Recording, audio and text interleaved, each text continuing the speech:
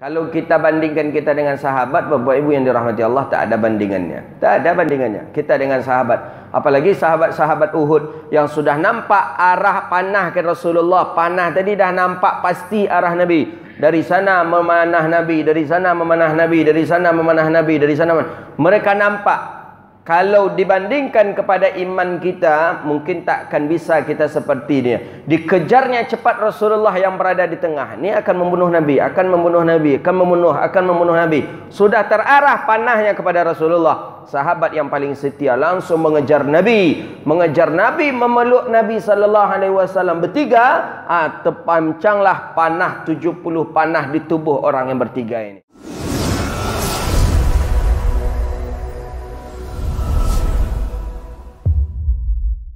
Hadis tentang mensucikan daripada darah haid. Ini nampaknya di kita hari ini mungkin jarang karena sudah ada alat atau sudah ada pembalut sehingga tidak begitu banyak terkena pakaian terkena darah. Tapi kalau itu tidak ada lagi, pabrik-pabrik itu tutup umpamanya, bangkrutnya umpamanya perusahaan itu tuh. Atau tak ada lagi yang membuatnya, atau tak ada lagi yang mencetaknya. Ya, bisa jadi suatu saat nanti ketika listrik yang sudah mati tak lagi berfungsi, tentu perusahaan-perusahaan pun tidak lagi berfungsi. Jadi bagaimana kalau sudah sampai saat seperti itu? Berlakulah lagi hadis-hadis Nabi sallallahu alaihi wasallam. Apa kata baginda Nabi dari Aisyah?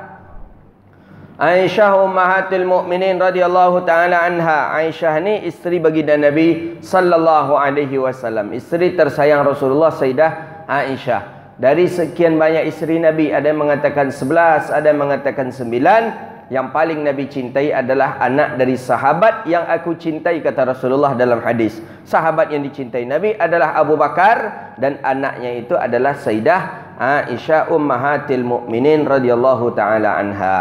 Itulah dia Sayyidah Aisyah. Kedua-duanya dibenci oleh Syiah. Abu Bakar pun dibenci Syiah, Sayyidah Aisyah pun dibenci Syiah. Jadi Syiah ni mencaci para sahabat Nabi sallallahu alaihi wasallam. Ada malam tadi saya menengok putar video daripada Syiah Indonesia, siapa namanya itu, di Jakarta. Dia bilang kita tidak ada mencaci para sahabat Nabi, kata dia. Kita tidak mencaci sahabat Nabi, cuman daripada sahabat Nabi itu tentu ada kekurangan-kekurangan dan itulah yang kita buka, kata dia. Samalah dengan mencaci sahabat Nabi namanya itu. La tasubbu ashabi wa ahli baiti, kata Nabi. Jangan kalian caci sahabatku dan keluargaku, kata baginda Nabi. Man tasubbuhuma, siapa yang mencaci keduanya, maka sama dia dengan mencaciku, kata Rasulullah. Siapa yang mencaciku, maka Allah lemparkan ke dalam neraka Allah Rabbun Jalla Jalaluh. Maka tak boleh mencaci para sahabat Nabi. Udul, mereka itu adalah adil dan mereka itu Allah memuji dalam Al-Quran, radhiyallahu ta'ala an. Allah sudah meridai. Kalau kita bandingkan kita dengan sahabat, Bapak Ibu yang dirahmati Allah, tak ada bandingannya. Tak ada bandingannya kita dengan sahabat. Apalagi sahabat-sahabat Uhud yang sudah nampak arah panah ke Rasulullah. Panah tadi dah nampak pasti arah Nabi. Dari sana memanah Nabi, dari sana memanah Nabi, dari sana memanah Nabi, dari sana mereka nampak. Kalau dibandingkan kepada iman kita, mungkin takkan bisa kita seperti dia. Dikejarnya cepat Rasulullah yang berada di tengah. Ini akan membunuh Nabi, akan membunuh Nabi, akan membunuh Nabi. Sudah terarah panahnya kepada Rasulullah. Sahabat yang paling setia langsung mengejar Nabi, memeluk Nabi sallallahu alaihi wasallam bertiga. Terpancanglah panah 70 panah di tubuh orang yang bertiga ini. Siapa kira-kira yang sanggup setianya seperti sahabat baginda Nabi sallallahu alaihi wasallam untuk menyelamatkan Nabi? Bayangkanlah, tidak ada sesetia sekhidmahnya para sahabat baginda Nabi sallallahu alaihi wasallam. Kita belum ada apa-apanya, maka jangan sampai kita menghina para sahabat Nabi. Maka kata para ulama, jikalau seandainya dikumpulkan di kampung itu para wali Allah 500 orang kekasih-kekasih Allah dibandingkan dengan sahabat satu orang sahabat. Jadi satu sahabat Nabi, 500 para kekasih Allah. Waliullah, salatnya tak pernah tinggal, puasa dia jaga, aurat dia jaga, Quran dia jaga, zikir dia jaga, pandangan mata dia jaga. Wali Allah, kekasih Allah, 500 orang kekasih Allah sama bandingannya dengan 1 orang sahabat baginda Nabi sallallahu alaihi wasallam. Maka oleh karena itu amat mulialah orang-orang yang hidup bersama para sahabat baginda Nabi sallallahu alaihi wasallam. Maka ketika Nabi sampai di Madinah, hijrah berkembang, adalah hasutan Yahudi. Yahudi ke penduduk Madinah. Jadi kata Yahudi ke penduduk Madinah, kalian Madinah ni bodoh kalian, kata Yahudi. Bodoh kalian orang-orang Ansar, bodoh kalian kata. Muhammad tu dari kampungnya Makkah datang ke kita tak bawa apa-apa. Tidak bawa uang, tidak bawa harta, tak ada bawa apa-apa. Sampai di Madinah, kalian berikan tanah kalian kepada mereka. Sampai di Madinah, kalian berikan kebun kalian kepada mereka. Sampai di Madinah, kalian berikan ruko kalian kepada mereka. Sampai di Madinah, kalian berikan istri kalian kepada mereka. Kan bodoh kalian. Apa yang kalian dapatkan? Ada satu orang penduduk Madinah yang kena provokasi daripada Yahudi. Di Madinah banyak Yahudi dulu, banyak sekali. Maka hadis tentang hari Ashura kemarin itu kan di Madinah itu. Itu Yahudi pertama kali yang melakukan. Datang ke Rasulullah yang terprovokasi ini, datang ke Rasulullah. Ya Rasulullah, apa kekurangan kami lagi ya Rasulullah? Semuanya sudah kami berikan kepada engkau. Harta kami berikan, tanah kami berikan, istri kami pun kami berikan ya Rasulullah kepada kalian penduduk Makkah. Apa lagi kurangnya ya Rasulullah? Apa kurangnya lagi ya Rasulullah? Kenapa masih engkau jajah atau masih engkau perkasai, masih engkau ingin memerangi orang-orang Yahudi ya Rasulullah? Cukuplah ya Rasulullah.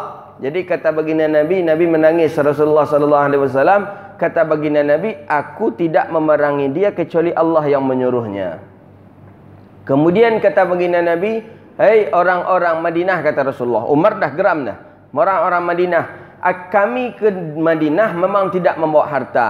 Kami ke Madinah tidak membawa kekayaan. Kami ke Madinah tidak membawa apa-apa. Tapi kata Rasulullah, kami datang ke Madinah ini membawa mutiara yang lebih mahal daripada yang kalian miliki. Membawa mutiara yang lebih mahal harganya dari harta benda yang kalian miliki. Itulah iman dan hidayah. Ketika itu juga Nabi berbicara, sahabat ini baru dia sadar ternyata dirinya terprovokasi oleh Yahudi, menangis dia, kemudian minta maaf dia ke Rasulullah sallallahu alaihi wasallam. Setelah itu langsung Nabi berkhutbah. Kata baginda Nabi, kami ke sini tidak mencari apa-apa. Kami ke sini tidak mencari kekayaan, kami ke sini tidak mencari harta, kata Rasulullah. Kami ke sini disuruh oleh Allah lewat Jibril. Kedua kata baginda Nabi, kami ke sini karena di sini adalah saudara kami, saudara se-Islam, saudara seagama. Maka semua penduduk Madinah ketika itu menangis dan menyesal dan minta maaf kepada baginda Nabi sallallahu alaihi wasallam. Jadi bisikan-bisikan Yahudi ini parah. Maka sampai sekarang kalau ada pemimpin yang berkawan dengan Yahudi, azab kena bisik, dan bisikan itu bisikan iblis semuanya itu. Bahaya sekali. Yahudi bahaya sekali. Jadi balik kita ke hadis kita lagi. Jadi Sayyidah Aisyah ummahatil mukminin, istri baginda Nabi sallallahu alaihi wasallam, yang dilihatkan oleh Jibril. Jibril langsung melihatkan, dibentangkan sutra oleh Jibril, inilah istri yang menemani engkau nanti di surga ya Rasulullah. Dan dari sutra itu nampaklah wajah Sayyidah Aisyah, istri tercinta baginda Nabi sallallahu alaihi wasallam. Jadi Aisyah itu bagus. Di Iraq, teman saya waktu sekolah dulu, waktu kuliah S2 di Sudan, ada orang Iraq katanya, di rumah kami tak boleh lagi ada nama Aisyah. Tak boleh ada 3 nama di rumah. Yang pertama Abu Bakar, yang kedua Umar, yang ketiga Aisyah. Kalau ada salah satu 3 nama ni di rumah, berarti rumah tu rumah ahli sunnah, akan diperangi. Itu dia. Di Iran pun macam tu. Akan diperangi rumah tu, dalam arti kata dikucilkanlah. Kalau ada sembako, rumah tadi tidak akan diperhatikan sembako. Dan kadang sekali rumah itu pun listriknya diputuskan. Karena rumah tadi rumahnya orang ahli sunnah wal jamaah. Tidak segan mereka masuk ke dalam rumah menakut-nakuti keluarga kita. Karena mereka memang beranggapan bahawa kita ni ahli sunnah wal jamaah, dan itu adalah musuh dari Syiah. Itulah dia. Padahal nama Aisyah nama yang agung, nama Abu Bakar, nama Umar itu nama-nama yang agung daripada sahabat Nabi sallallahu alaihi wasallam. Ada tetangga dia katanya namanya Umar. Ini ketika Saddam Hussein lengser. Kan Saddam Hussein ni kan tokohnya Ahli Sunnah wal Jamaah di Iraq ni. Saddam Hussein. Ketika Saddam Hussein lengser, Saddam Hussein kena bunuh, Syiah bekerja samalah Syiah, apalah Syiah dengan beberapa negara-negara terkuat untuk menguasai minyak Irak, untuk menguasai Irak. Sampai akhirnya hari ini boleh dikatakan seluruh daerah-daerah di Irak sudah masuk Syiah. Dulu Irak tu mazhabnya Syafi'i, maka Imam Syafi'i dulu lama di Irak, di Baghdad. Di Irak itulah dulu. Tapi hari ini sudah beralihlah dia balik kepada Syiah karena terbunuhnya Presiden Saddam Hussein. Saddam Hussein orangnya Sunni, Ahli Sunnah wal Jamaah seperti kita. Jadi teman saya itu bilang, dia Ahli Sunnah teman saya ni. Tapi saya ketika di Irak, kata dia, tidak bisa saya Ahli Sunnah, saya mesti Syiah, kata dia. Jadi cara salat kalian bagaimana? Ya kalau di luar berarti ikuti salat gaya salat Syiah. Ya kalau di rumah barulah gaya salat Ahli Sunnah. Jadi di rumah saya tak ada namanya Aisyah, tak ada namanya Abu Bakar, tak ada namanya Umar. Kalau ada, saya akan diperangi. Jadi saya tanya, engkau pegawai negeri? Ya, dia ASN di Irak. Jadi ASN tak terbacakah oleh intelijennya kalau awak Ahli Sunnah wal Jamaah? Sampai sekarang tak, kata dia. Jadi kalau awak kuliah ke Sudan ni, orang Irak beranggapan awak masih Syiah. Ya, kata dia. Padahal ternyata dia orang Ahlu Sunnah wal Jamaah. Itulah dia. Jadi kalau sudah masuk Syiah ni parah sekali. Parah. Maka hati-hati kita. PKI dengan Syiah kau kakak beradik parah juga. Dan PKI kau parah juga, dan Syiah kau parah juga dia. Ini sama-sama mengatasnamakan Islam. Dan PKI-nya menganggap dirinya Islam juga. Dan yang Syiah begitu juga. Cuma PKI sekarang sudah ada dengan komunisnya. Begitu dia. Sebenarnya karena belum terjadi saja seperti yang ada di Madinah. Jadi di Madinah itu kaum muhajirin, kan di Madinah ada 3. Ada kaum muhajirin, ada kaum ansar, ada Yahudi. Jadi kata Nabi, jangan kalian berperang. Tak boleh berperang, tak boleh berkelahi, kata Nabi, dengan Yahudi. Karena sudah ada piagam Madinah. Rupanya di pasar kaum muslimin dengan Yahudi ini sempat cekcok Yahudi dengan Muslim. Akhirnya ditamparlah Yahudi ini oleh Muslim. Sekali tampar itu, mati Yahudi langsung. Mati Yahudi ini. Akhirnya terdengar oleh Rasulullah. Nabi bertanya, mengkutil, siapa yang membunuh? Kata Rasulullah, si fulan ya Rasulullah. Diimbaulah si fulan. Datang, imbaunya kata Rasulullah. Datang fulan tadi. Lima angkutilta. Kenapa engkau membunuhnya? Kata Saifulan ini, saya tidak membunuhnya ya Rasulullah. Jadi macam mana? Dia menghinaku. Dia menghina keluargaku, dia menghina agamaku ya Rasulullah, dan aku tampar dia Rasulullah. Engkau tampar, kata Nabi. Iya, dan namun Rasul tampar tu nak tampar yang mematikan. Rupa sekali tampar matinya ya Rasulullah. Artinya, jadi awak kau sebenarnya dia alun menampar tu lah, yang keluarlah nanti PKI tu nak kena tampar lah. Jadi tamparan Muslim tu berbahaya. Maka awak orang Muslim kau tak usah banyak menampar, tahan-tahan aja tu, tahan-tahan. Kalau lah mulai menampar lah jari na limo kau zab PKI itu Yahudi Madinah atau model itu tak. Mulai itu kata Rasulullah, min yaumina hadza, mulai hari ini kata Rasulullah, tidak ada lagi yang boleh menampar Yahudi kecuali seizin Nabi. Jadi kalaulah izin Rasulullah, ajarlah. Kenapa izin Nabi? Berarti memang sudah diizinkan perang oleh baginda Nabi. Tapi kalau belum boleh. Itulah namanya piagam Madinah. Didamaikanlah oleh Nabi orang-orang muhajirin ansar dengan orang-orang Yahudi Madinah. Dulu ramai Yahudi di Madinah tu. Kalau dihitung dulu ketika Nabi hijrah, lebih banyak Yahudi dibandingkan Muslim. Maka adanya hadis-hadis palsu itu, kan banyak hadis-hadis palsu, lebih dari 500 hadis-hadis palsu. Itu yang membuat muncul hadis palsu itu kerja Yahudi Madinah itu. Kerja Yahudi Madinah termasuk tentang hadis man akala bazinjana dha'afa zakarahu, kata dia. Jadi kawannya di samping mengalih sayur-sayuran, mengalih taruang, mengalih kantang, mengalih sayur-sayuran. Akhirnya di Sikogo mengalih sayur-sayuran juga, cuman taruang tak ada dah. yang orang mengalir itu taruang yang paling banyak. Dia ndak ada. Kau saya Yahudi ke? Dan kau mengalir kau Yahudi ke? Itu tu Muslim. Yahudi kau lama saja mengecek. Nabi kalian pernah bersabda, kata Nabi kalian, man akala bazinjana da'afa zakarahu. Siapa yang memakan terung, maka lemahlah syahwatnya. Jadi orang memakan taruang tu importannya Pak. Kecik Yahudi. Ayo pula lah ada orang-orang. Jadi ada orang-orang Muslim yang membeli taruang tadi tu.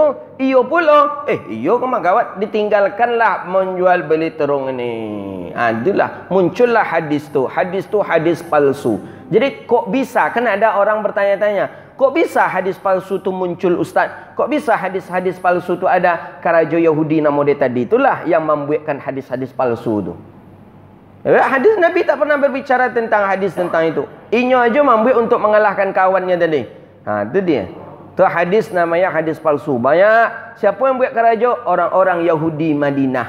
Orang-orang Yahudi Madinah. Jadi terdengar oleh orang, terdengar, dibuatlah, dibesarkanlah. Alhamdulillah ada ulama-ulama kita dari dulunya. Ibnu Qayyim Al-Jauzi, Ibnu Jauzi mengarang kitab namanya Al-Mawdu'at. Ada Imam Suyuti mengarang kitab Lalailul Masnu'at fi Hadisul Mawdu'at 5 jilid. Ada Imam Al-Iraqi mengarang kitab Tasnifus Syari'atil Masnu'at fi Lalailil Mawdu'at. Jadi hadis-hadis mawdu' itu sudah dikumpulkan hari ini. Cuman para penceramah, para khatib, para ustaz kadang tak tahu kalau hadis tu hadis palsu, kadang dihampai jo, dibaca jo. Nabi SAW bersabda, berarti samanya mengiyakan, membenarkan ucapan Yahudi Madinah dulu. Maka sebelum membaca tadi tengok dulu teks hadis. Hadis ni betul ada dari Rasulullah atau tidak? Dari mana cara kita menengoknya? Tentu dari kitab-kitab hadis Nabi SAW. Kalau itu hadis Nabi mah bangkrut tukang mengalir taruang di pasar tu. Tak laku taruang tu dah. Ya kan? Taruang-taruangnya lah. Taruang je. Tak je lah. Nak boleh dah kata yang important mengalir makan taruang kau je. Maknanya important tak taruang tu. Tanyalah amak-amak awak dulu, ayah-ayah awak. Taruang aja makan tiap hari. Anak 2 boleh orang, 5 boleh orang. Nyabui taruang, muaknya abui nya gulai pula taruang tadi le. Muaknya gulai nya goreng pula taruang tu. Muaknya panggang le taruang tu le. Banyak anak jadi nak ada tu dah. Tu makanya hadis maudhu', hadis palsu namanya. Jangan takut pula ibu-ibu makan taruang lain. Apa-apa kau suka kata taruang. Banyak hadis-hadis maudhu' tu banyak. Itu kenapa yang punya kerja tu Yahudi Madinah yang punya kerja hadis-hadis palsu tu. Tu kerja Yahudi. Raja Yahudi banyak hadis palsu tu banyak sekali. Apa lagi dia hadis palsu? Jadi hadis palsu lagi. Man awal ismuhu Muhammadun fa aqrimuhu fala yadribuh. Siapa yang awal namanya Ahmad, siapa yang awal namanya Ahmad, fa aqrimuhu fala yadribuh, maka muliakanlah dia dan jangan dia dipukul. Jadi Yahudi tadi cerita-ceritanya je kawan-kawannya siapa nama yang paling ancak dari siku mulut ke mulut, mulut ke mulut. Jadi katanya yang paling ancak tu nama tu adalah nama Ahmad di awalnya. Karena kata Nabi, siapa yang awal namanya Ahmad, maka muliakanlah dia dan jangan dia dipukul. Jadi nak boleh menokok orang nama-nama Ahmad awalnya dah. Jadi kalau nya menciluk macam mana? Dipukul jugalah dia. Jadi ada hadis yang dhaif, yang maudhu', palsu tentang nama Ahmad tu hadisnya. Ada juga hadis yang sahih, yang hasan menjelaskan tentang kemuliaan nama Ahmad atau Muhammad. Jadi boleh kita bagus kita memberi nama anak awal dengan Ahmad Muhammad, tapi bukan karena hadis tadi, karena hadis yang lain. Itulah dia. Jadi Sayyidah Aisyah ummahatil mukminin, ibunya orang-orang mukmin, beliau tak memiliki anak, tapi anak beliau adalah ila yaumil qiyamah, umat Nabi Muhammad adalah anak daripada Sayyidah Aisyah. Maka Sayyidah Aisyah disebut dengan ummahatil mukminin, ibunya orang-orang mukmin. Siapapun merasa dirinya mukmin di dunia, ibunya adalah Sayyidah Aisyah. Kenapa? Karena beliau adalah isteri daripada Rasulullah sallallahu alaihi wasallam. Orangnya abid, orangnya ahli ibadah, orangnya taat, orangnya alim. Yang jelas Sayyidah Aisyah ni orangnya pintar sekali. Sehingga banyak hadis-hadis itu riwayat Sayyidah Aisyah. Dalam Bukhari itu banyak hadis riwayat Sayyidah Aisyah, termasuk hadis ini. Jadi Syiah kalau dia membenci Sayyidah Aisyah, berarti dia menghilangkan hadis ini. Berapa hadis nanti banyak hilang kalau kebencian dia terus-menerus kepada baginda dan kepada Sayyidah Aisyah radhiyallahu taala anha. Qalat kana ihdana tahidu. Jadi kata Sayyidah Aisyah, salah seorang daripada kami haid. Salah seorang daripada kami haid. Ini menjelaskan tentang kami, maksudnya isteri-isteri Nabi. Isteri Nabi dengan Sayyidah Aisyah. Aisyah termasuk orang yang menyaksikan Nabi SAW nikah dengan seluruh isteri-isterinya kecuali daripada Khadijah. Jadi dengan Saudah, dengan Ummu Salamah, dengan Hafsah, dengan Aisyah, dengan Ummu Habibah. Itu Sayyidah Aisyah menengok dan Sayyidah Aisyah pun menyaksikan. Jadi ihdana tahid, salah seorang kami haid. Jadi isteri-isteri Nabi ini kompak isteri Rasulullah sallallahu alaihi wasallam. Maka Sayyidah Aisyah mengatakan ihdana, salah seorang daripada kami haid. Thumma taqridu damu min thawbiha. Jadi bagaimana cara mensucikannya? Sayyidah Aisyah ini menyampaikan kepada kita bukan karena ingin menimbulkan fitnah, hendak. Sayyidah Aisyah ini menyampaikan kepada para sahabat dan kaum muslimin, kalau terjadi haid bagaimana? Ini caranya. Salah seorang kami haid, kata Sayyidah Aisyah, thumma taqridu dammi min thawbiha. Kemudian kami bersihkan darah itu saja. Yang pas darah itu saja dulu dibersihkan. Dibersihkan darah itu saja. Inda tuhriha, ketika darah tadi sudah bersih, fataghsilahu, kemudian kami cuci. Kata Sayyidah Aisyah, setelah kami suci dan kami bilas, dan begitulah seluruh pakaian kami lakukan kalau pakaian kami terkena darah haid. Maksudnya pakaian dalam. Jadi bagaimana? Summa tusalli fih. Kemudian setelah itu barulah kami melakukan solat. Jadi kalau begitu, bolehkah solat dengan pakaian yang terkena oleh darah haid? Jawabannya boleh. Tapi pakaian itu disucikan dulu. Cara mensucikannya, buang darah haidnya. Darah tadi ada 3 sifatnya. Hilang daripada warnanya, hilang daripada baunya, hilang daripada rasanya. Maka buangkan dia dulu, kemudian kita cuci, kemudian kita bilas, kemudian pakailah itu untuk solat. Kenapa hadis ini muncul? Karena ada dulu ideologi penduduk Arab dulu, kalau pakaian yang terkena darah haid, maka pakaian itu tak boleh lagi dibawa solat. Cuman boleh saja dibawa di rumah untuk bekerja. Menyapu, apalagi mempel rumah, anak masak, itu boleh. Tapi kalau untuk solat tak boleh. Itu dulu yang ada tertanam di otak orang-orang Madinah. Jadi kalau pakaian umpama terkena darah haid,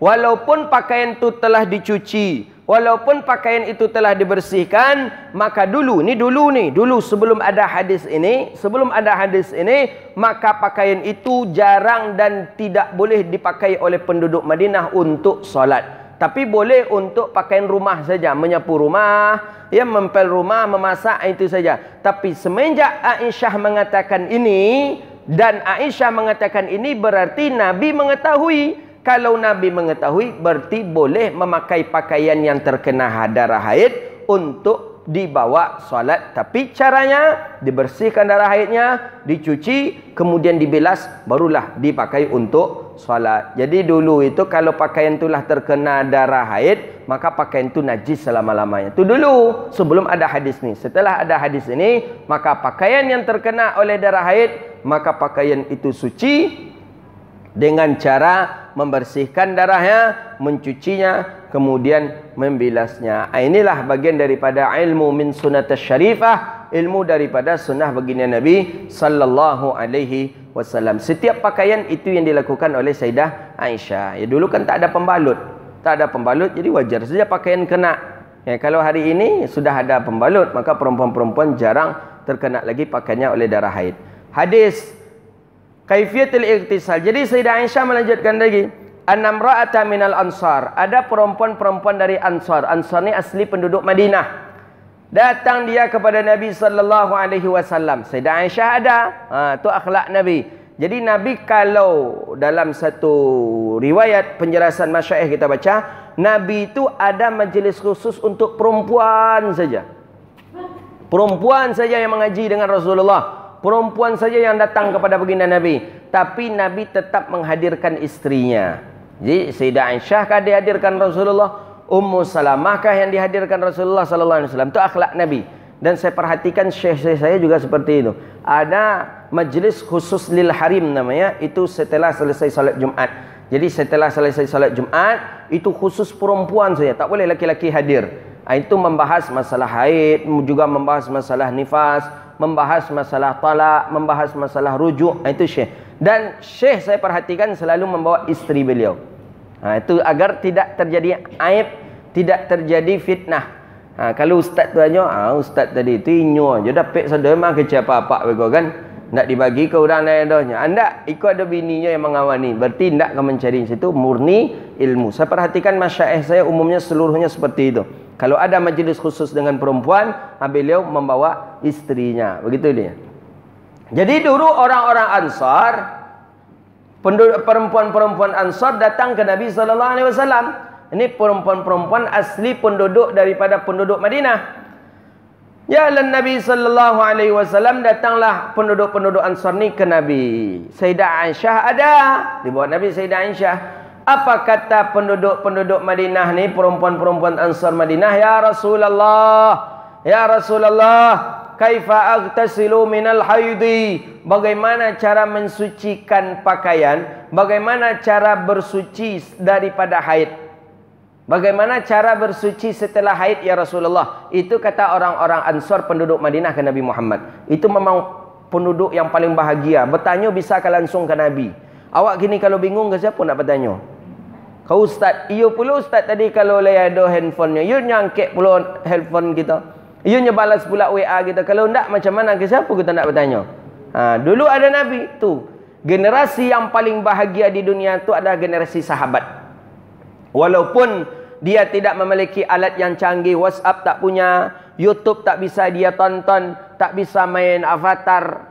Tapi para sahabat baginda Nabi itulah generasi yang paling senang, generasi yang paling bahagia. Ketika galau ada Nabi, memandang wajah Nabi hilang galau. Ketika tak tahu hukum ahkam datang ke Rasulullah, langsung Nabi yang menjawab. Maka tercatat generasi yang paling bahagia di dunia adalah generasinya sahabat baginda Nabi sallallahu alaihi wasallam. Walaupun kita hari ini banyak alat canggih yang kita miliki, kita bukan generasi yang paling bahagia. Karena kalau bertanya tak berjumpa Nabi, kalau galau tidak berjumpa Rasulullah. Kalau penduduk Madinah ada masalah, galau di rumah tangga, langsung berlari-lari ke rumah Nabi, nampak Nabi hilang masalah.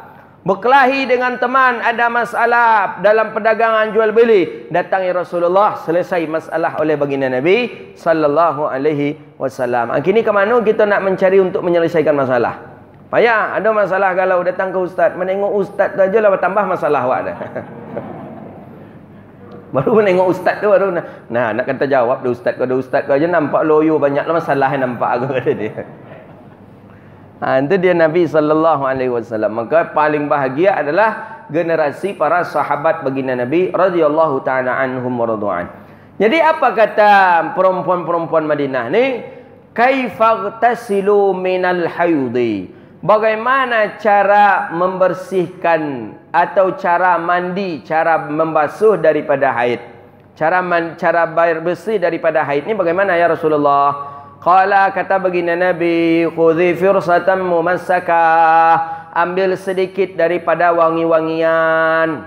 Ini caranya nih ibu-ibu. Ambil sedikit daripada wangi-wangian, mungkin serai, mungkin sabun, mungkin apa segala macam tu wangi-wangian. Fatawaddai biha salasa, kemudian berwuduklah dengan dia 3 kali. Thumma inna Nabi sallallahu alaihi wasallam istahya. Kemudian Nabi sallallahu alaihi wasallam malu, fa'arada wajhihi. Kemudian Nabi mempalingkan wajahnya karena malu. Nabi pemalu.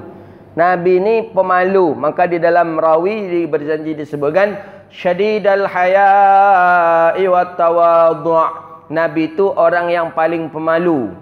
Wa kana an-nabiy sallallahu alaihi wasallam syadidal haya'i wat tawadhu' yakhsifu na'lahu wa yarqa'u thawbahu wa yahlubu syatahu fi khidmatihi ahlihi bi sirati sariyah. Dalam rawi berjanji bahawa Nabi Muhammad orang yang paling pemalu. Saking pemalunya, Nabi sedang duduk-duduk dengan sahabat, datang angin kencang. Ketika angin kencang tadi, terbuka kain sarung Nabi. Terbuka kain sarung Nabi, nampak betis Nabi. Betis Nabi saja yang nampak. Lutut tak nampak, betis saja yang nampak. Langsung Nabi pingsan.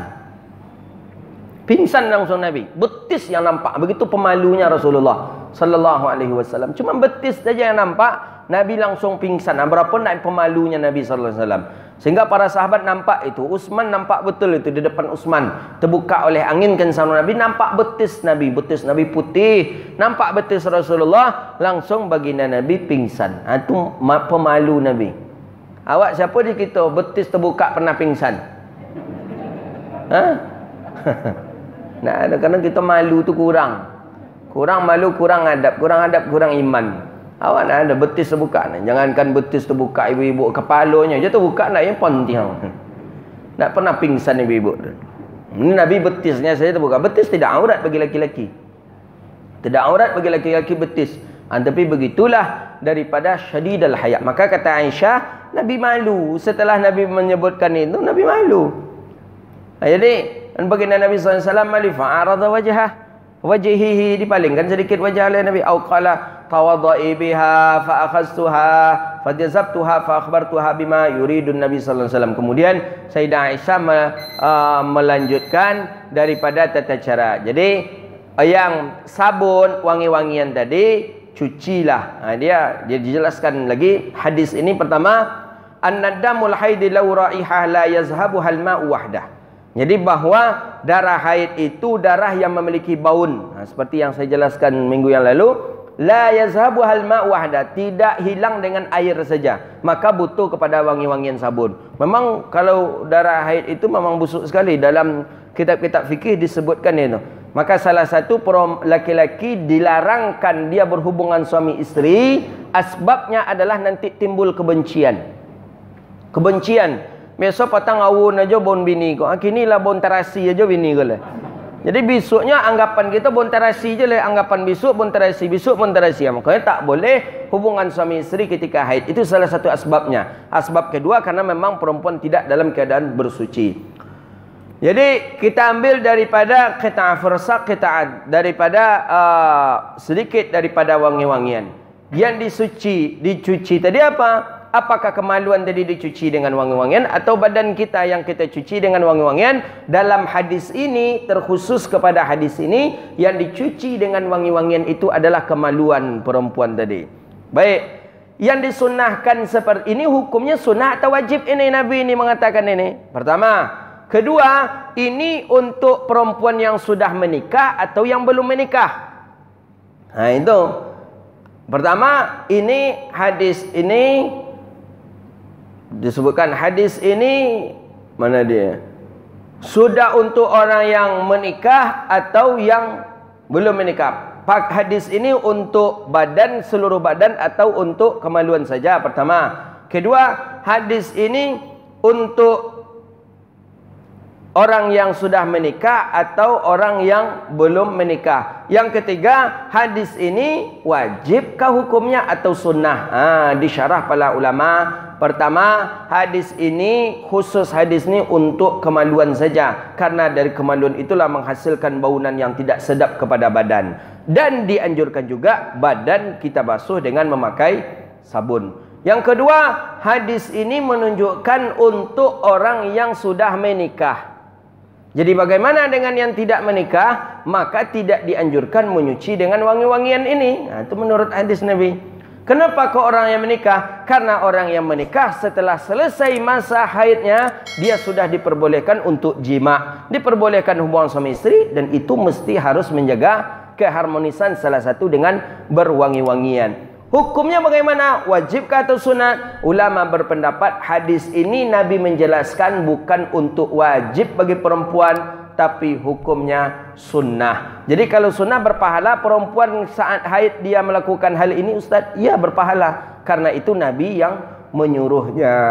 Maka oleh karena itu, amalkan baginda Nabi, amalkan daripada sunnah baginda Nabi sallallahu alaihi wasallam. Istahya, kemudian Nabi malu, kata Sayyidah Aisyah, Nabi menoleh wajahnya, kemudian dijelaskan dan dilanjutkan oleh Sayyidah Aisyah radhiyallahu taala anha.